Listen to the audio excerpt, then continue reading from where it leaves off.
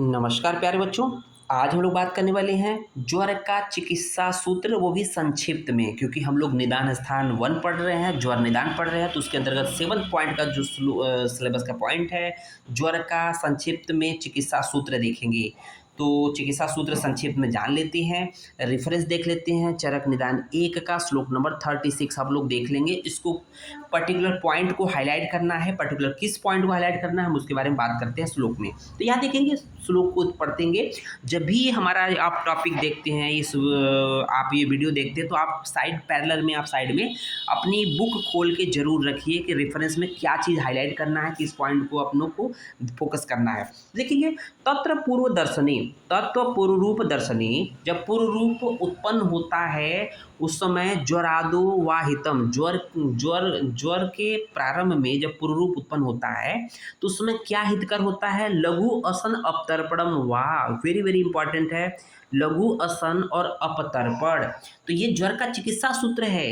क्या है कि ज्वर के पूर्व रूप में लघु असन अर्थात हल्का भोजन और अपतर्पण अर्थात उपवास करना चाहिए।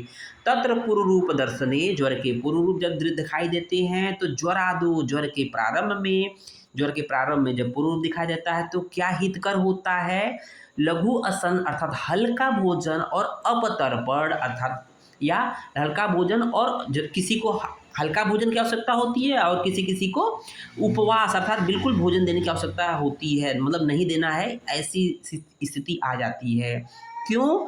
ज्वरस्य आमाशय समुत्थत्वात्, क्योंकि जो ज्वर होता है वो आमाशय से ही उत्पन्न होता है।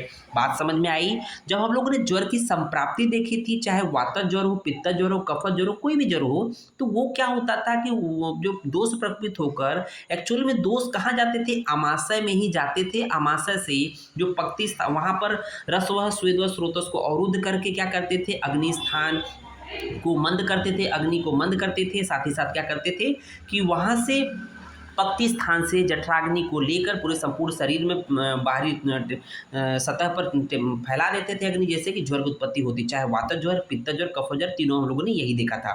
देखेंगे उसके बाद क्या है, श्लोक को हम लोगों ने पूरा नहीं लिखा, लेकिन आप देख लेंगे। उसके बाद मुख्य रूप से हम लोग उसके बाद दोषों के अनुसार कषायपान, अभ्यंग स्नेह, स्वेद प्रदेह, वमन विरेचन, वस्ती, समन औषध आदि की व्यवस्था युक्ति पूर्वक करना चाहिए। तो डिपेंड करता है कि कौन सी स्थिति है, कौन सा दोष है, उसके अकॉर्डिंग युक्ति पूर्वक ये व्यवस्था करनी चाहिए। तो इसमें क्या ध्यान देना ज्वर के चिकित्सा सूत्र में कि लघु असन और अपतर्पण अर्थात ज्वर के पूर्व रूप में लघु असन अर्थात हल्का भोजन और अपतर्पण अर्थात उपवास, ये इसका चिकित्सा सूत्र है। ज्वर का चिकित्सा सूत्र क्या है, लघु भोजन, हल्का भोजन और उपवास, ये जल का चिकित्सा सूत्र है, उसके भी पूर्व रूप में ये करना चाहिए।